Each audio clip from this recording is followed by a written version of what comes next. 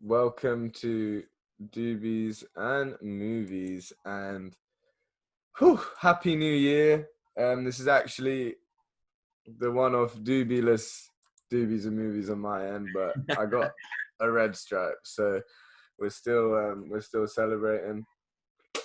That's a small red stripe as well. I haven't seen it. Yeah, there was some deals at Aldi. I got loads of them, loads of little small red stripes. They're nicer when they're small because you don't get dregs. Yeah, also red stripe ain't that tasty anyway, so. You think I actually quite like red stripe? Anyway, It's this is not about red stripe. I was to do end of 2020 awards. It's not about red stripe. So yeah, 2020 in terms of most things hasn't been the best year, but in terms of television, it hasn't been the worst year. And we're gonna run through.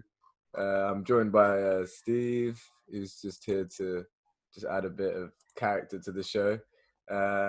We're gonna run through what I think are some of the best and also worst things that come on our screens in 2020. And I want to let you know this is the definitive list. This is unadulterated. I don't get swayed by things, by any politics or any. I'm not getting paid by any network to big up their shows. This is the most genuine thing you're gonna get. None of this, "Ooh, that was good because it showed this kind of person in that light." No, this is to do with writing, performing, just quality. I don't discriminate for any reason.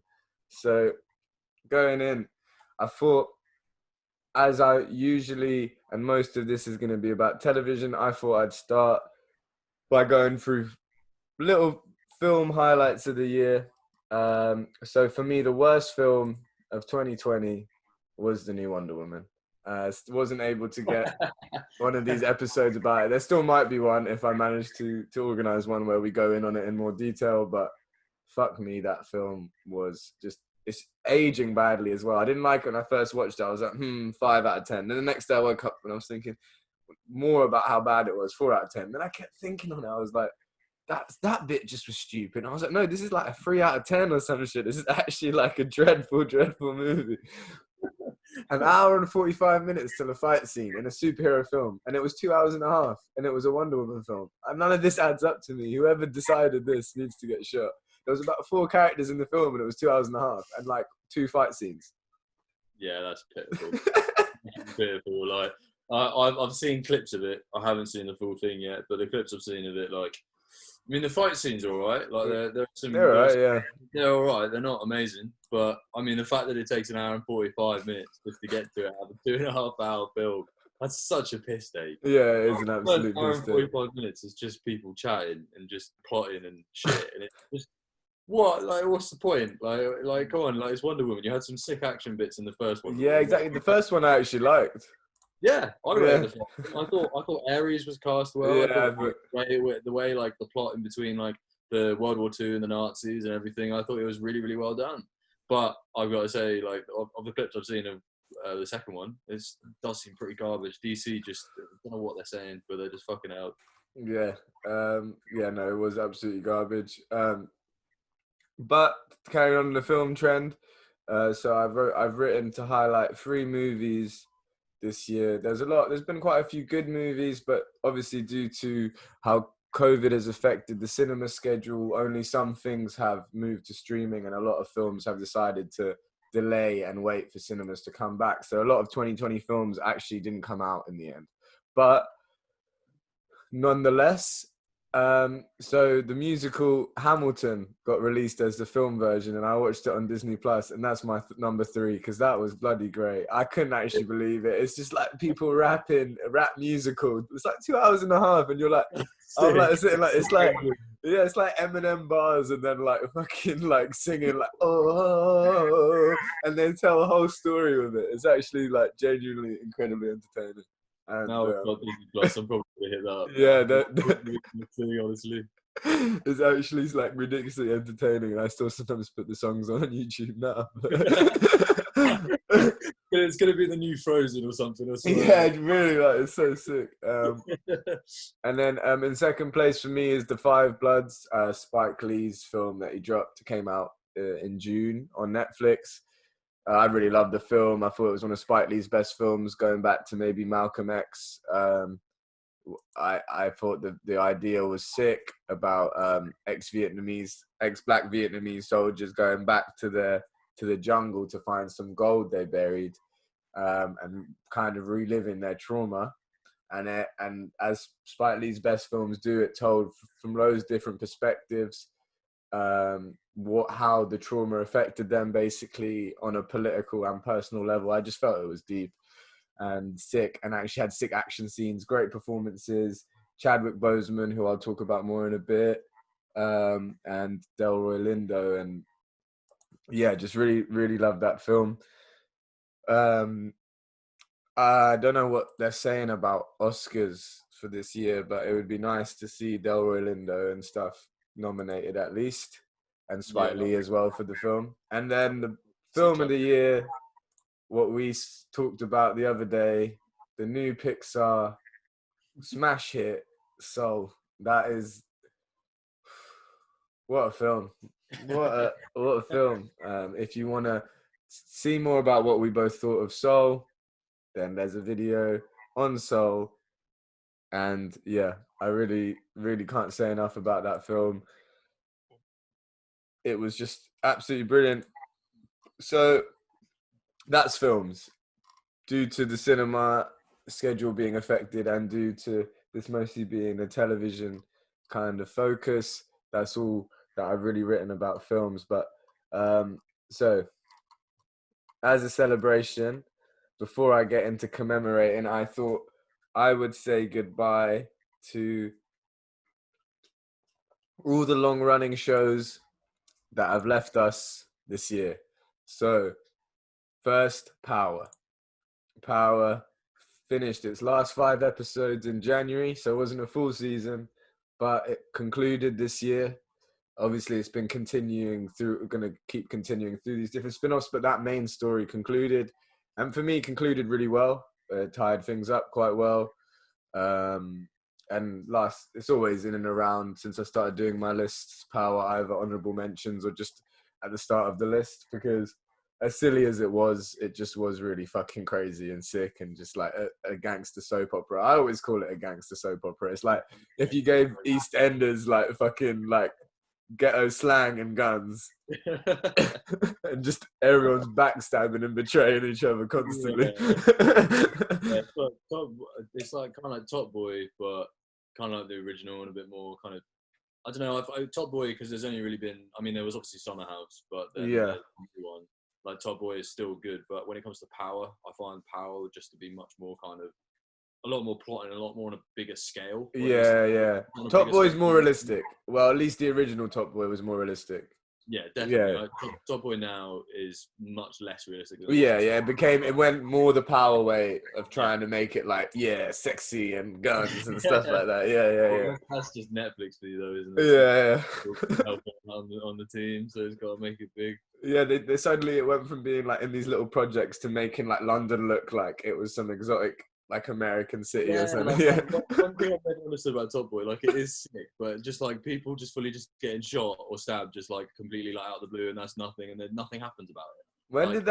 When did the last season come out? It was, I think, 2019. Maybe it was 2019. Yeah, I think it was maybe like March, 2019, something like that.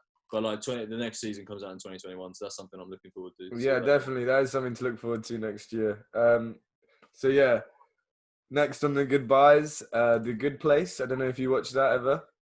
It was that. Oh, I actually haven't. Yeah. It was that comedy show about kind of the afterlife and stuff. And yeah, it was really good. The ending was really, like, again, similarly to Power, it kind of had like the final few episodes concluding in January. And yeah, it was just really quite beautiful philosophical ending. It was always something that played with like kind of philosophy for dummies. You know, can we in a 20-minute sitcom talk about kind of philosophical theory and stuff like that? And sometimes work better than others, and it was always funny. Ted Danson is so good in it. But yeah, it ended really well, really beautifully, kind of basically talking about, in the end, there being a need for death. to give our lives purpose, but then pulling it off in quite a profound way. Yeah, moving on. Future Man. This is something me and Joel were on. I don't know if you ever did it. Is Future Man anime? No, it's like real life. You know the kid from Hunger Games, like Peter, the one that gets with Jennifer Lawrence. Oh yeah. Yeah, he's like some loser janitor kid who ends up like playing a video game and going to the future or some shit. It's like produced by Seth Rogen. It's proper like jokes. Oh really? Oh, Yeah. okay. Seth Rogen, I can't do it here. Yeah, I think you'd like it actually. It starts off funny, but as the seasons go on, it actually becomes like one of the most hilarious fucking shows. Really? Yeah, Oh, okay. Yeah, I'm gonna hit that up, definitely. Yeah, I love Freaks and Geeks, so I've got to give that a shout.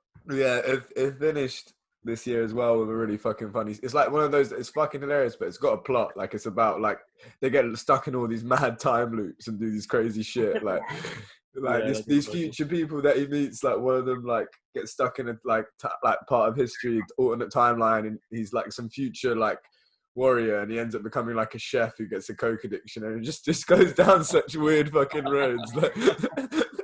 That sounds fucking Did Seth Rogen make an appearance at all? Yeah, he comes in the last season. He was like, I knew he would. Yeah, actually, something that I might mention in a bit. But yeah, so then ending again, we had the second half of a season ending with BoJack Horseman. Was that something that you watched? I'm catching up on BoJack Horseman. Okay. I'm on season 3. Okay, yeah. So you're in the point where it's in its prime. I think what happened was Netflix cancelled it basically prematurely, and they had to wrap things up in the final season, and that's the only shame. If it had maybe one more season to have ended things a bit better, I think it would have been a 10 out of 10. And it's not their fault that Netflix did that. I can't understand how Big Mouth still gets seasons and BoJack got cancelled. I actually hate Big Mouth. Yeah, I can't deal with that stuff. But it still ended really beautifully. I mean, I don't want to ruin it for you, so I won't say anything. But yeah, it's still great. It's still, to me, one of the best shows I'd say of all time. But that's a whole nother conversation. And then Kidding, which also got cancelled this year, but like it maybe didn't have that much more to say, but it had a really good couple seasons. It was a show about Jim Carrey, who plays like a kids like show guy. You know, the people that like sing songs with the puppets and shit. One of those kind of like kids show guys. Yeah, like this is how we play. Sing the song today. Like one of those kind of people. And then like Jim Carrey doing that. yeah. Jim Carrey. And the guy's really depressed because like one of his like sons died and like he's divorced, and like it's this weird like quite dark. They call it a tragic comedy because it is still a bit funny, but it's got this element of tragedy and like title for a job. Yeah. But yeah, no, Jim Carrey's great in it, and yeah, another one that I don't know. It's not a tragedy that it got cancelled because I feel it did say all it could say, but I don't know if they had a plan to end it on their own terms in a better way, but whatever, it is good. And then the last long-running show, actually no, there's two more. One is Dark, the German show on Netflix. Fucking confusing, mad show. Like I think people overrate it a bit. It's all like time loops about incest and shit, and like there's so many incest time loops in this show. It gets a bit much. Like. What were you meaning by incest time loop? So it's like, where we go with so it's like this kid. So this kid's dad kills himself, right? And then the girl he fancies little brother goes back in time and becomes his dad. So the girl he fancies is his aunt, and then. What?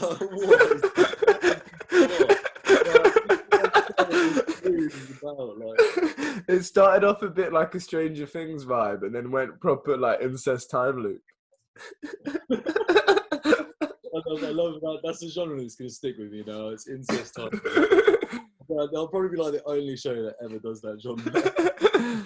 No, yeah, it was like season 2. I did think I was quite impressed with how they brought a lot of shit together. But yeah, in season 3, it was like fair enough. It ended all right. 7 out of 10. Do you know what I mean? I think rating wise, so Power. To conclude it, I'd give it an 8 for the whole series. Good Place, I'd give it an 8 for the whole series. Future Man, I'd give it an 8 for the whole series. BoJack, I'd give a 9 for the whole series. Kidding, I think I've given it an 8 for the whole series, and Dark a 7. And then also there's Sabrina. The final season dropped today, so I've only watched like an episode. But the review will come for that. I quite like that Sabrina show on Netflix. But and also something I forgot to mention in the films, I just wanted to say my performer of the year is Chadwick Boseman. Rest in peace to him. Real tragedy, real surprising tragedy. The fact that he'd been battling cancer for the whole time that he'd been playing Black Panther really wowed me. But it's not just because of that. Obviously, it's because he was in The Five Bloods, and also Ma Rainey's Black Bottom, his 2 final film performances, 2 very different performances, and 2 that show how good he was. And yeah, it's a tragedy. I already think he, in 20 years' time, if he was lucky enough to have continued, and we were lucky enough to have had him around, I reckon he would have been seen as one of the best actors ever. So I don't know, just saying that. I really think he was quite a special talent. And Yeah. it is just quite sad. Yeah, I'd agree. I think, I mean, I obviously as Black Panther, he was phenomenal. And Yeah. incredible other performances under his belt, and I think the fact that not only he battled cancer and just kind of kept it to himself was not only very humble, but I also felt that how he was in terms of he was quite involved with BLM, and he was involved with a load of other things as well. And I think he was just a fucking good human being. And it's just nice to see someone so talented and someone so fucking sound to actually do well. But it was heartbreaking to hear about him. So R.I.P. Yeah, definitely. Yeah, we'll see how they continue his legacy in Black Panther 2. Hopefully with a lot of love and respect. So moving forward now, we're going to the real awards for TV. So, like I said, obviously in the major award show, they do like nominations and a winner. I'm not going to bother with nominations and a winner. I'm just going to list in each category the most noteworthy performances to me. In guest, supporting, and lead. I racked my brain on this, looking at my lists and stuff. So I'm hoping I haven't missed anyone out.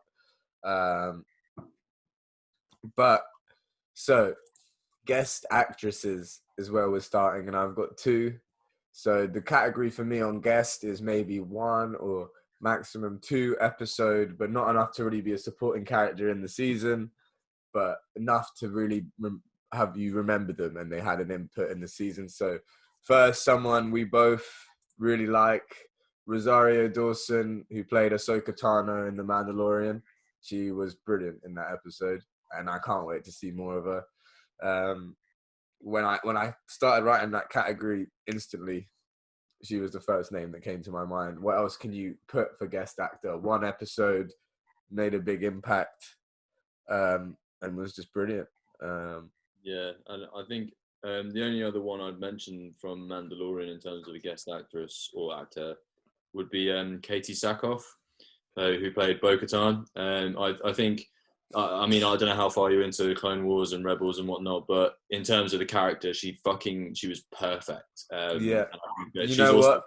You've just added that to my list. Okay, yes. You have just added that to my list, because that is right. I thought Katie Sackhoff was really good. I haven't seen Battlestar Galactica, but she's pretty good in that. She's also pretty good. I've seen like Oculus, this horror film where she's the mum. I've seen a couple random things with her in it. But yeah, no, she proper it just made sense, obviously, like as soon as she was in it. So yeah, both of them. And then final on guest actresses, Letitia Wright, who plays Shuri in Black Panther. She was in 1 episode of Small Axe. It's a bit of a different one because it was a different story each episode, but for me, that's still guest actor. and she was amazing in the first Small Axe entry. So big up to Rosario Dawson, Katie Sackhoff, and Letitia Wright for getting those Anton Doobies and Movies Unadulterated awards. Unadulterated awards, I like that. Congratulations on your Unadulterated awards, guys. So best guest actors now. So start off with Bill Camp from Queen's Gambit. I don't know if you watch Queen's Gambit, the chess sensation that's got the whole world talking, but still a couple months after coming out, I still see it on the top 10 on Netflix. I can't believe how apparently it's broken streaming records like mad. And it was a brilliant show. It was a really good show. And Bill Camp, he was also in Night of, film Dark Waters. He's been in a couple of things, Bill Camp, and he played the janitor at the orphanage that teaches the young girl how to play chess. And he just, he's really good in it. Moving on, we got how does he spell it? Temuera Morrison, who played Boba Fett in Mandalorian. Easy one for me again. Those two guest performances with Ahsoka and Boba made the season. Like everyone would agree. He was in a couple more episodes than Ahsoka, but I wouldn't say enough to say he was really a supporting role in the season. He was still a guest for me. Yeah, I mean, I would say he was definitely his character and him especially were a guest because, I mean, even though Boba was in quite a few episodes, there was quite a few scenes where he would be the guy on Slave One just piloting and you wouldn't really actually see him in much. Like after his initial kind of like show where he was parring people, where he came and met Mando, you didn't see him that much. He wasn't out and about doing much. So yeah, I would agree. He wasn't quite enough for a supporting role, but he was still a guest. Yeah. No, I agree. And I just thought he added quite a lot of depth, and the voice was cool, and just the whole he had presence on the screen at every point. Next, someone who had actually guest roles in 2 shows. So I originally wrote him down for Fargo, then remembered he actually had a really good guest role in Mandalorian as well. Timothy Oliphant, who played Cobb Vanth in Mandalorian and also played this Mormon sheriff or Mormon cop in Fargo. 2 really good guest performances from him. So I wanted to highlight that. Really cool. Really cool. Like that. I would also mention Bill Burr. Yes. See? You're adding good ones to the list. Yes, Bill Burr as well. Really good. Bill Burr's in is just like he's just fucking hilarious. Just like the way he kind of talks, the way he acts, and just even just in like Mando, even like his role, even though he comes in like 1 episode per season so far, he's a memorable character. You can immediately think of who Bill Burr is, and he's just got such a charisma to him. Yeah, definitely. I really appreciated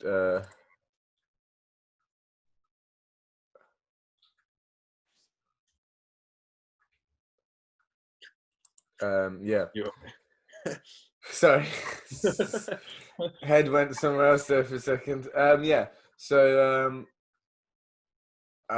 Burr definitely would add to the list. He also had that. Sean Ashmore from The Boys, who played Lamplighter. Brilliant. Just to see him after X-Men play the opposite powers of X-Men.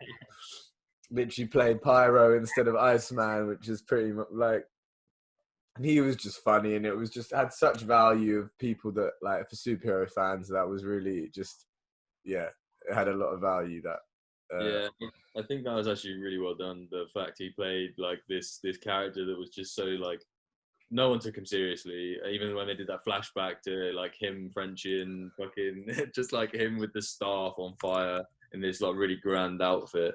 It was just I thought it was really nice touch. No, I loved it, to be honest, and in the end, it's such a tragic character as well, and it was so The Boys, and I just really liked it. And last but not least, Seth Rogen from Future Man showing up in the final season and adding real qualities. So Bill Camp, Temuera Morrison, Timothy Oliphant, Bill Burr, Sean Ashmore, and Seth Rogen. Here are your unadulterated awards. Moving on to Best Supporting Actresses. Now, this was something I really struggled with because I was trying to think. I got a lot of lead actresses, but supporting actresses, I don't know. Like I found it a bit more of a struggle. But the ones that I've come through with at the end of the day are Jessie Buckley from Fargo. She played like a psychopathic, sociopathic nurse that kind of goes around killing people, but is yet intensely religious and is just like fucking crazy and gets pleasure from these weird things. And she just did it so well. She's also Irish in real life and did a proper Minnesotan accent flawlessly. Like if I didn't Google her and see that she was Irish, I would have thought she was from there. Yeah, really, really good. And then two actresses in this context, from Mrs. America, which was a show about the Equal Rights Amendment in America, and it had its stronger episodes than its weaker episodes, but both Rose Byrne and Sarah Paulson were really noteworthy to me in their performances in that show. Yeah, great. Let's carry on then. That was all I had for that. The only other one I could add would be maybe Gina Carano, who plays Cara Dune. Nah, not for me. I don't think she offers enough as an actor, and she didn't really have enough meat this season to. Yeah, I think I don't know. I think she plays the character fairly well in terms of who Cara Dune is. I just don't. Yeah, I think you're right. She just hasn't been given enough material and time to actually. Yeah, and obviously this isn't just, for example, like who's good at my real awards for the year, but no, it's interesting. Like I hope that there isn't people that I've stupidly missed out on. Obviously, if I think of anyone in the rest of this kind of duration, I will let you know. But otherwise, I would say that you three, Jessie Buckley, Rose Byrne, and Sarah Paulson, you're gonna get my unadulterated awards.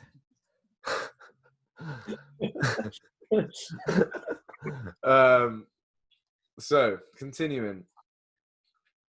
Where am I? Continuing to our best supporting actors of 2020.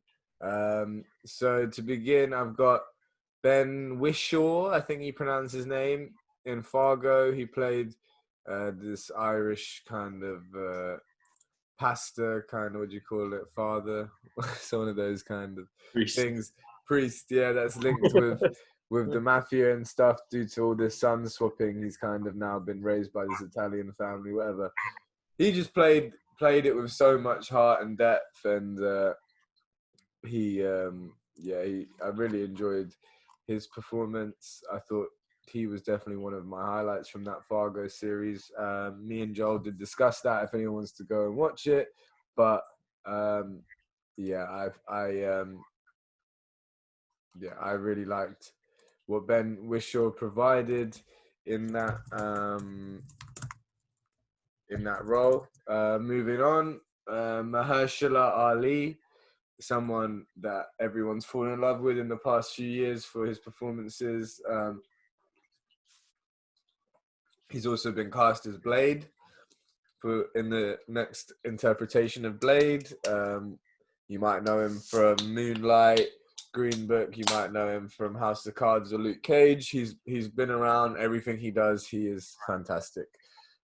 He was in Rami season 2, introduced to the cast as a sheikh that Rami visits. Rami's a really good comedy drama, real funny show about a young Muslim guy trying to kind of work his life out while like being young generation American, also Muslim, trying to find some medium, it's fucking funny. Like it's actually laugh out loud funny. But Mahershala Ali came in and added so much depth and again presence to that role. Really enjoyed it. Yeah, moving on.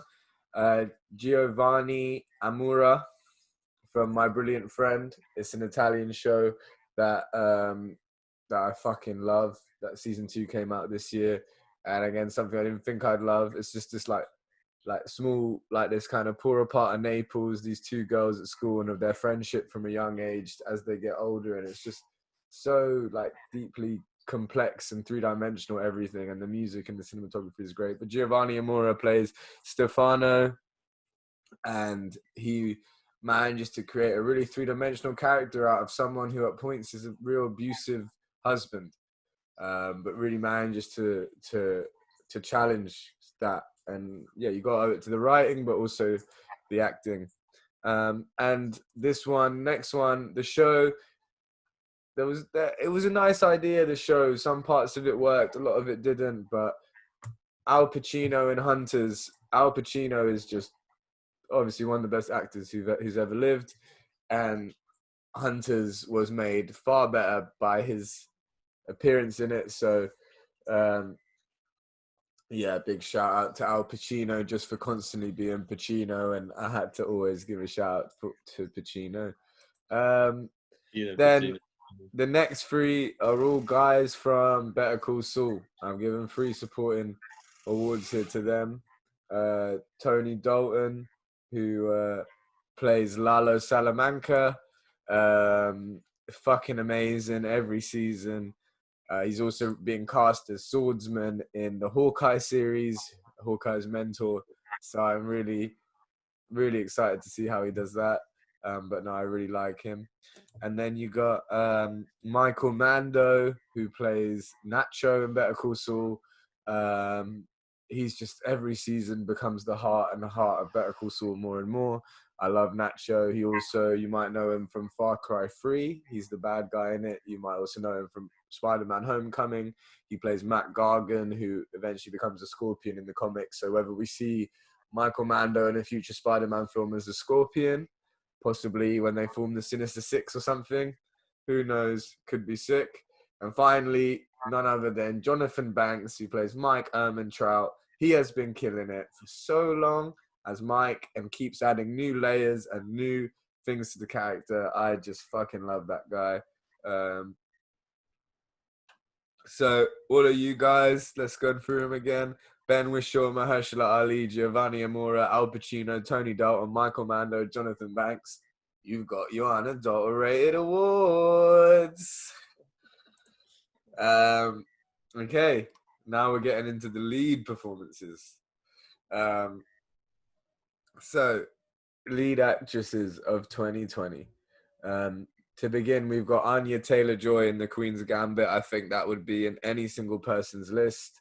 I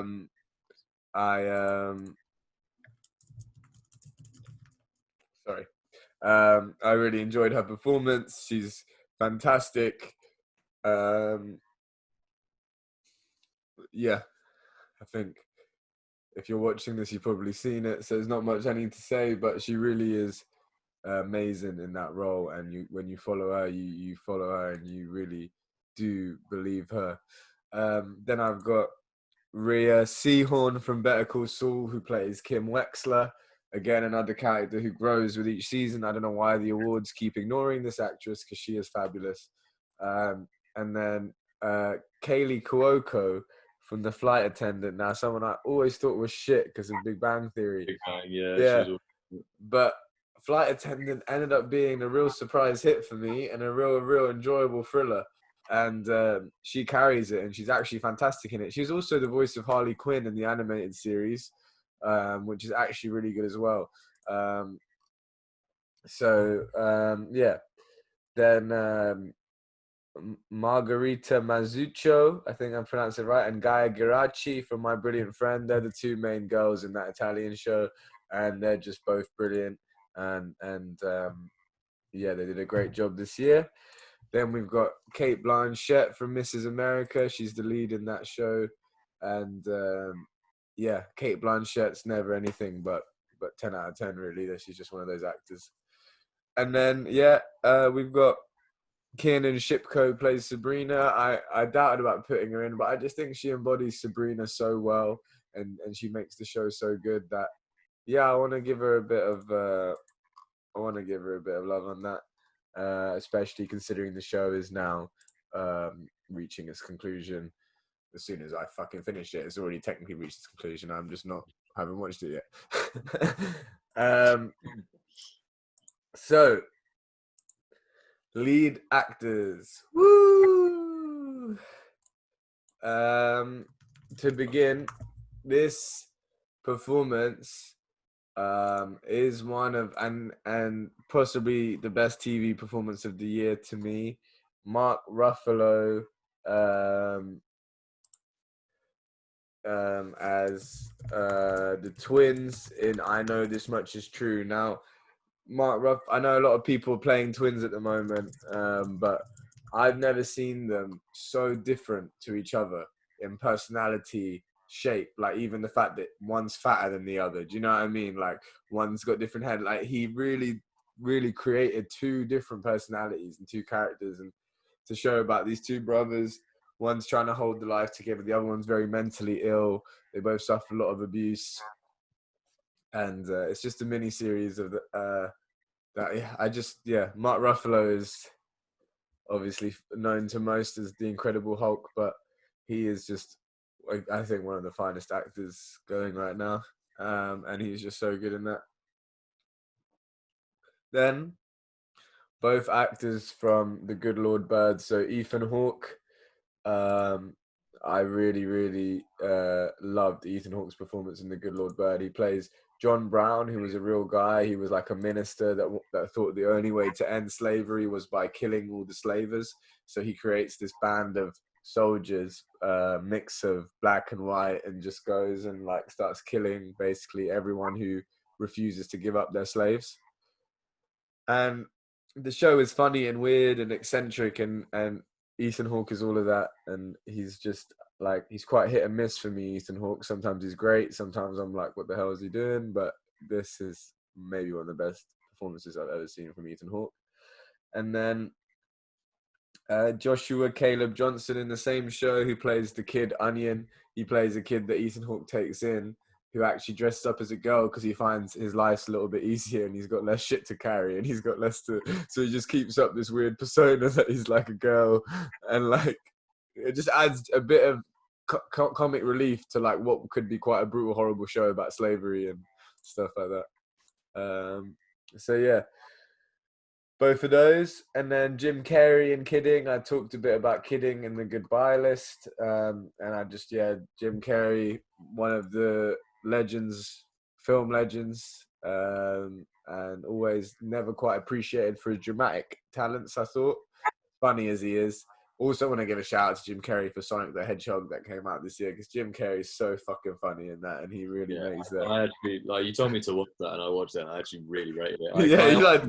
I honestly expected it to be trash, but it was actually really good. Yeah, it is genuinely really sick. Really Sonic's quite mischievous, but Jim Carrey is just hilarious, man. Just like, doing all that. Jim Carrey is Eggman. It was actually kind of the perfect casting because he's smart, he's just cunning, and he's just also one of these people that just, like the way he personas it, it's so Eggman. Like, and he's really got the physical humor down. He can like fall over and be all like, and like you believe it. Like the only thing I think would have improved it if he was fat.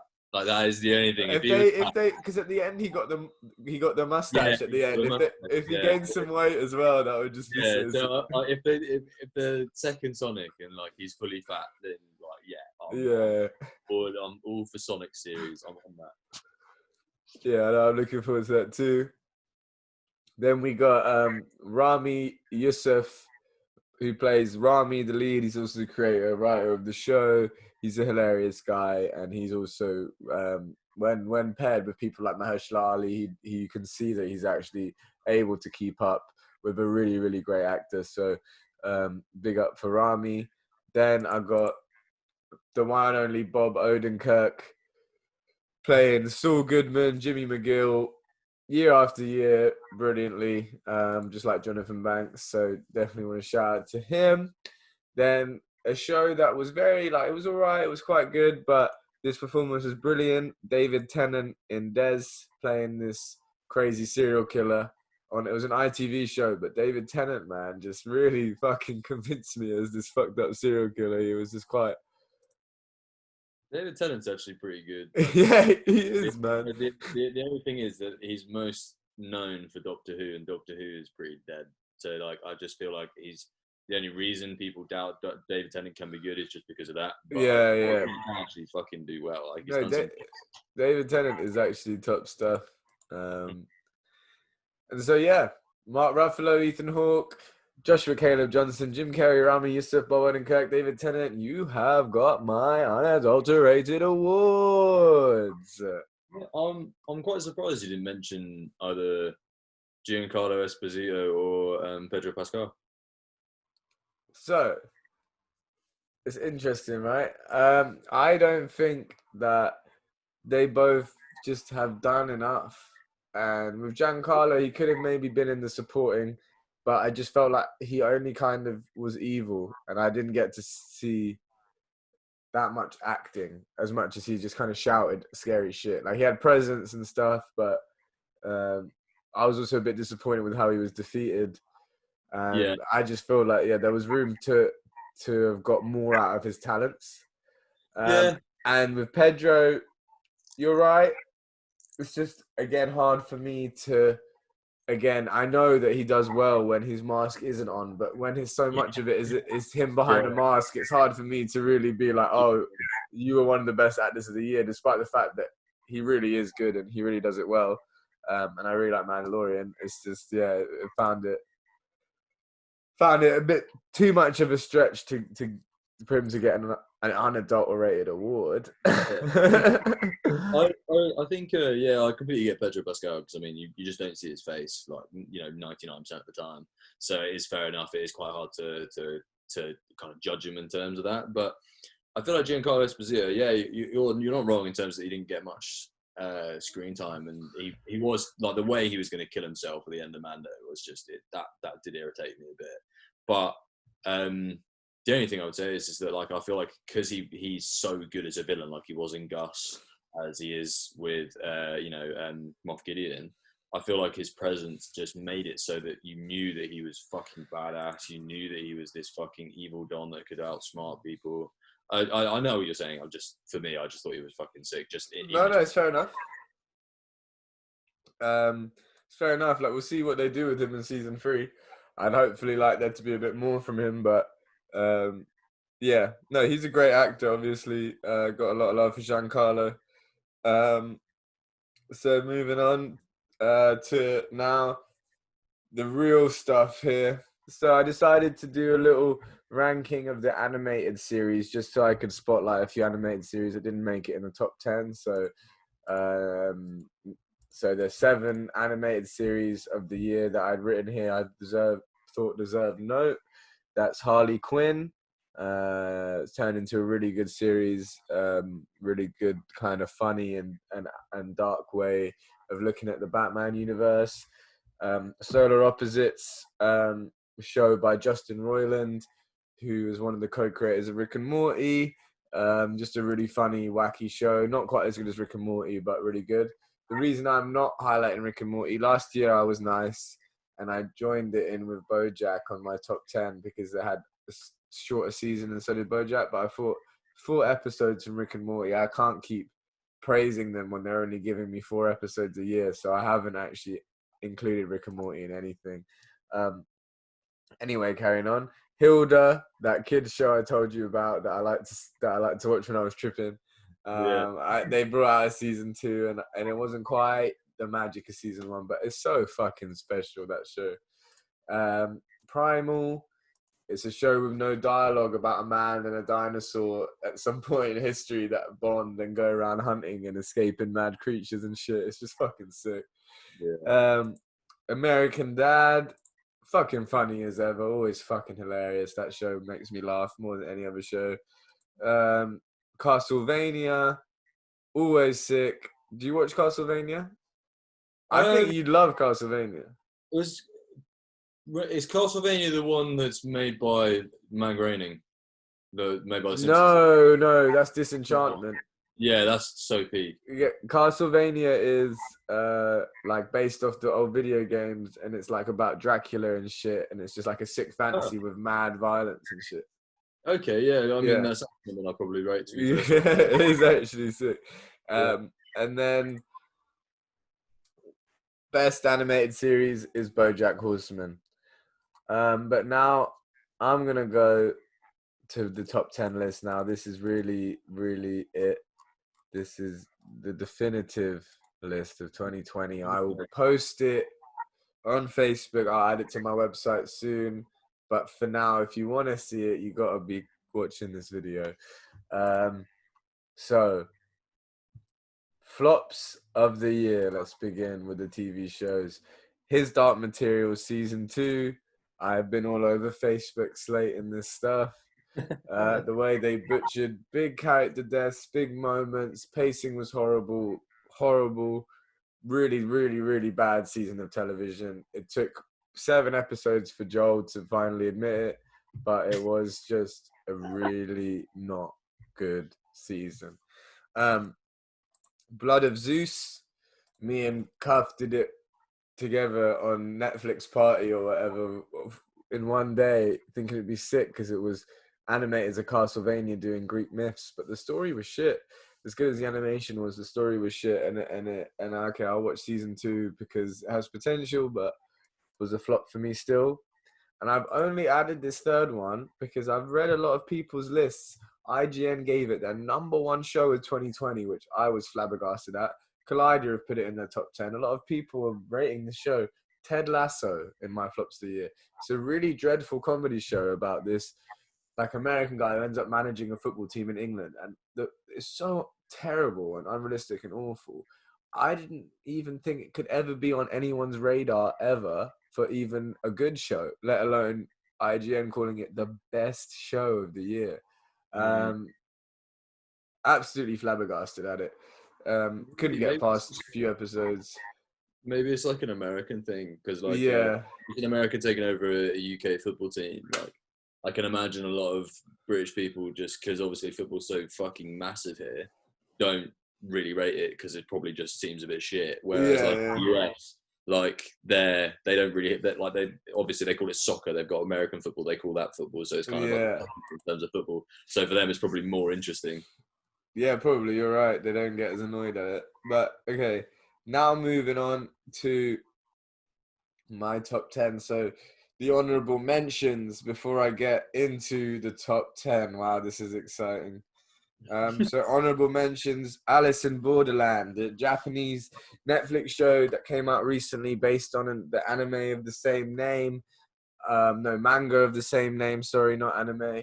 It is just banging, sick show about these games people play. They have to survive each one, and like if they don't play any games, that they die. So they have to keep playing the games, and it's just pretty sick. Really cool how they did all the games and stuff. Flight Attendant, show I mentioned before with Kaylee Cuoco. Just a really cool thriller. The Mandalorian season 2 in my honorable mentions. Just missing out on a spot in the top 10 like these others. Yeah, went to new levels in season 2. We discussed it each week. Really impressed with the steps and strides it's taking as a show. The more and more confidence it gets, the more and more it connects to the rest of the galaxy and the universe.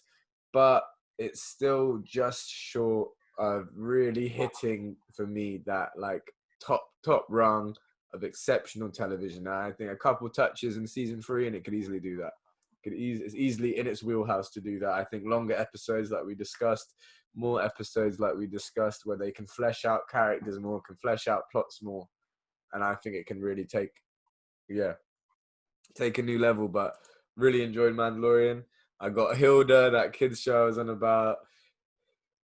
Said it already, really. Kidding, that show with Jim Carrey that ended this year. Then I've got, then there's just shows that I wanted to mention just because they're so funny. What We Do in the Shadows season 2, based on that vampire mockumentary that Taika Waititi and stuff did. But with Kayvon Novak and Matt Berry and stuff like that. And I could have mentioned them on an acting list too because they're so funny in it. But it's just a fucking funny show, man. Like, same with Future Man, which I talked about before, the Seth Rogen one. And then Solar Opposites, Justin Roiland's one, and American Dad. I mean, there's not much to say about those shows other than how funny they are, and I just did want to highlight them for just making me laugh a lot. But now, drum roll. the top motherfucking 10. Top motherfucking 10, motherfuckers. Yeah. At 10, I have Castlevania Season 3 now. It was moving on and it was starting kind of new plots and kind of going, I think, into a different game entry in the series. And for me, it wasn't quite as strong as the other plot. But at the same time, it's still so fucking good. The action is so sick. It's so banging. I think it's the best fantasy series on TV. I probably need to rewatch it because I don't know, I'm a bit blurry on some details, but it is top shit. I recommend everyone to get on Castlevania. 9, Fargo Season 4. Fargo is a show got a lot of love for. Big break after Season 3. I thought Season 4 stepped it up from Season 3, if not reaching the heights of the previous seasons. Yeah, just really enjoyed Fargo as a whole. Elements of messiness, but that stop it getting even higher on the list. But really good, cool story, and I love the tone. I love the way they do things, and they accelerated the plot really well, and I really enjoyed it. Number 8, The Good Lord Bird, the show I told you about, miniseries about the killing the slavers with Ethan Hawke and stuff, and it was just funny and wacky and cool. A beautiful kind of just mix of tone, and still didn't take away from the drama and seriousness of slavery, but still managed to make it funny and wacky and eccentric, and had great performances. 7, I got BoJack Horseman. Now, most years this was in even my top 5, but the ending, because of Netflix cancelling it early, like I said, was a bit rushed. I thought they could have done it a little bit better, which is why I have it only at 7. And this year I'm not letting it be split with Rick and Morty, because Rick and Morty don't deserve me to keep mentioning them with how little they put out each year. Then at 6, I got Queen's Gambit, a show that took everyone by storm, rightly so. Really, really, really well done show. Really cool, another mini series, but really great entry into 2020 from Netflix. And yeah, just a really, really great show. I think everyone that watched it really enjoyed it.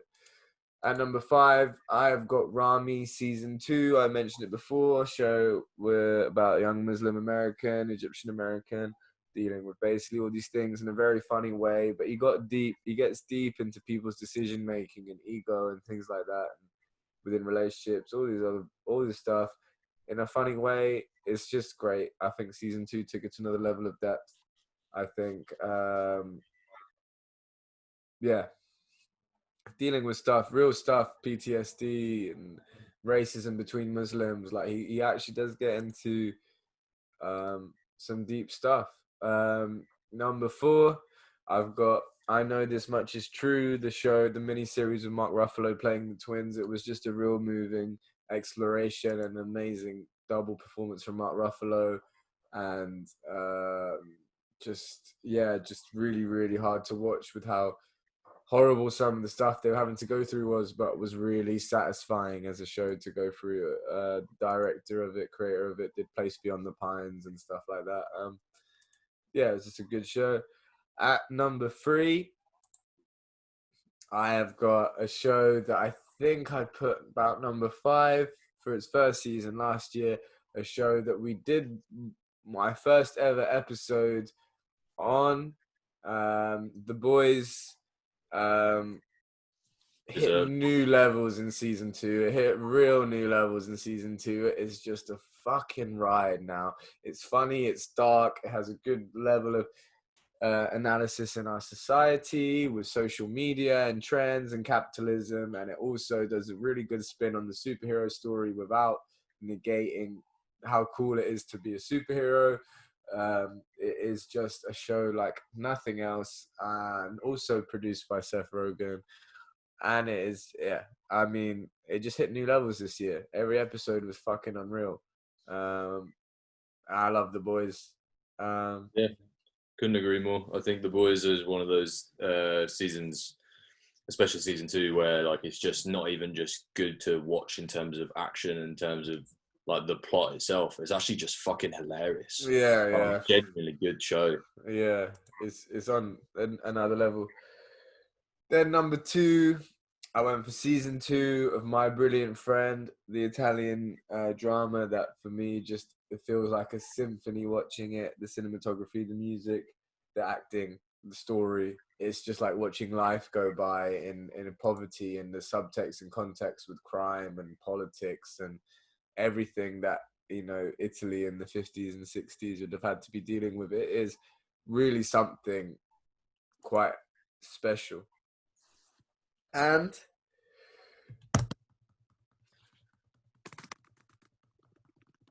my number one motherfucking show of 2020 is Better Call Saul.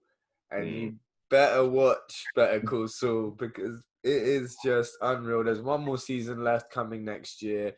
I don't know after that if there's any more entries into the Breaking Bad verse. And that is just a really special universe for me. The way that they add layers to the whole story, the way that they subtly show the character development of Jimmy McGill through the relationship with his brother and elsewhere to becoming the Saul Goodman we know in Breaking Bad, the way they add another whole story for Mike, the way they deal with how little things in your life can cause such big reactions and psychological shifts. I love Better Call Saul. It worked as first as a legal drama. Now it's becoming more of a crime drama. It really works as both. Yeah, Better Call Saul is just fucking fabulous. All you top 10, go over it again. Castlevania, Fargo, Good Lord Bird, BoJack Horseman, Queen's Gambit, Rami. I know this much is true. The Boys, My Brilliant Friend, and Better Call Saul. All of you and all you honorable mentions, you have made 2020 a lot better. I want to shout out to you. I want to shout out to you to maintaining this quality. Next year is incredibly exciting with the MCU out on its own, let alone all the other stuff we have still to come. A final season of Better Call Saul, probably a third season of The Boys. There is so much to sink our teeth into, and Doobies and Movies will be there with you the whole way doing that. So thank you for all the Doobies and all the movies. Thank you for everything that you've given since whenever we started this with the boys. Thanks to you, Steve. Thanks to Cuff, Joe, Lou, Kieran, Sim, Javan, NC. I think that's all of you that have appeared on the show this year. Thank you very much. Keep smoking doobies, keep watching movies, have the best fucking New Year's Eve ever in a safe and responsible manner. Hopefully you pick up your doobies and your little nose candies and you have the best possible time. Open up those Prosecco's, let the bubbly pour. Yeah, big up. I'll be posting the top 10 list later anyway, just so you can all peek your eyes at it and don't have to watch this whole thing. But I really appreciate it if you have watched this whole thing. Yeah, big up. Like and subscribe to page Love and Vibe every day. Unadulterated awards, baby. Better Call Saul is the winner. Motherfucker.